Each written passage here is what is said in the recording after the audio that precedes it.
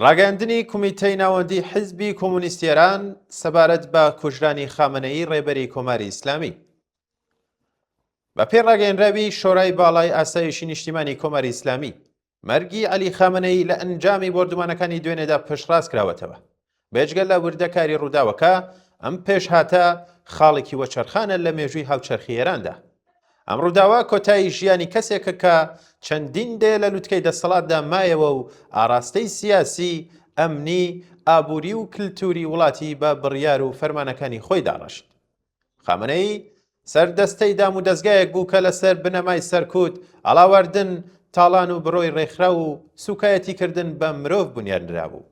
لە سەردەمی دەسەڵاتدارێتی ئەودا دەیان هەزار مرۆڤ بەناحەق کوژران، خرانە بەندینخانە، ئەشکەنجە دران و ژیانیان وێران کرا. سەروەتی ئەم وڵاتە ئەو سەروەتەی کە دەبوو بۆ خۆشگوزەرانی گشتی، پەروەردە، تەندروستی و داهاتووی نەوەکان خرج بکرایە، لەژێر سێبەریە و سیاسەتانەی کە ناوبرا و داڕێژەر و پشتیوانی سەرەکیان بوو، کرا بە قوربانی پرۆژە ئەمنیەتی و سەرکێشیە ناوچەییەکان، یان لە گیرفانی تۆڕەکانی ڕانت و گەندەڵی و دزیدا کۆکرایەوە. کۆمەڵگەیەک کە لەسەر دەریایەک لە سەرچاوە سروشتی مرۆیەکان دانیشتووە، لە بری خۆشگوزەرانی و کەرامەت بەرەو هەژاری و دڵڕاوکێ و بێ ئاسەوەی پاڵ پەیوەندرا.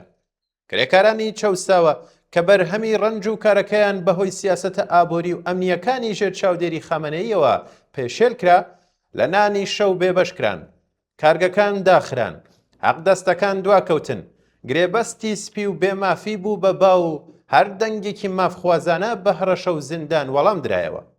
ژنانێکی بێشمار بەهۆی پێداگری ئەو لەسەر یاسە کۆنەپەرستەکانی شەریعەت سوکایەتیان پێکرا، شەلاقیان لێدرا، خرانە زیندان و ئەشکەنجە دران، لە مافی پۆشینی جلوبەرگی دڵخواز، مافی هەڵبژاردن، مافی حزوری یەکسان لە ناو کۆمەڵگە و تەنانەت مافی بە شادی ژیانیش بێبەشکران.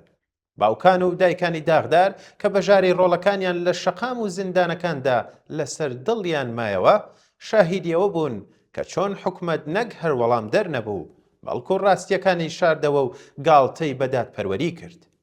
کۆمەڵانی خەڵکی ستەملێکراو کە لە سەرەتایترین مافە مرۆیەکانی خۆیان بێبەشکران، لە مافی ڕێکخرا و مانگرتنەوە بگرێت تا مافی ڕادەربڕین و مافی ژیانێکی بەبێ ترس. خامنەییان بە هێمای بەردەوامی ستەمکاری و سەرڕۆیی و تاوان و کۆنەپەرستی دەزانی. هەر بۆیە دەتوانرێت بوترێت بەشێکی هەرە زۆری کۆمەڵگا بە بیستنی هەواڵی مەرگی ناوبرا و هەست بە شادی و ئارامی دەکەن. بەڵام مەرگی خامنەیی کۆتایی کار نییە.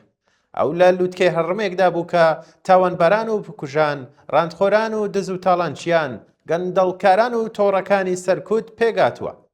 هەڕەمێک کە هێشتا زۆرێک لە لیڤەرەکانی دەسەڵاتی لەدەستدایە، لە دەستگا ئەمنی و سەربازیەکانەوە بگرێت تا دامەزراوە ئابووری، ڕاگەاندن و دادوەریەکان.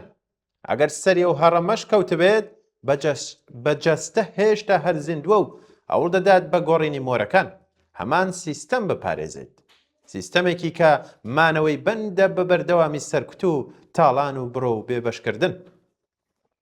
کۆمەڵگەی ئێران بۆ ڕزگاربوونی یەکجاری لەم ڕژێمە و هەموو تاقم و دەستە و پەیوەندەکانی هێشتا چەند قۆناغێکی لە پێشە، ڕێگایەکی کە دەبێت بە ئاگاهی و وشیاریەوە ببڕدرێت تاوەکو ئیمکانی پاکردنەوەی کۆمەڵگا لە هەموو پاشماوەکانی ئەم ڕژێمە و سڕینەوەی شوێناوارەکانی لەسەر کلتور و ڕۆح و ڕەوانی گشتی کۆمەڵگە بڕەخسێت.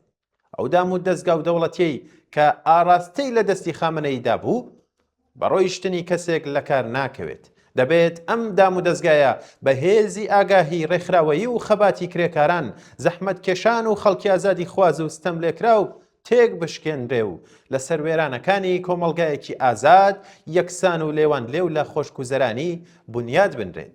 کۆمەڵگەیەک کە تێیدا کەرامەتی مرۆڤ بنەمایە، سەروەتی گشتی بۆ ڕفاهی هەمووان خەرج دەکرێت. ژنان ئازاد و یەکسانن، کرێکاران خاوەن ماف و دەسەڵاتن و هیچ دەسەڵاتێک لە سەروی ئیرادەی جەماوەرەوە نییە. مەرگی خامنەیی کۆتایی سەردەمێکە، بەڵام کۆتایی ڕژێمێک تەنها کاتێک ڕوودەدات کات جەماوەری ڕێکخرا و وشیار چارەنووسی خۆیان بەدەستەوە بگرن و ڕیشەی ستەمکاری لەم خاکەدا بنەبڕ بکەن.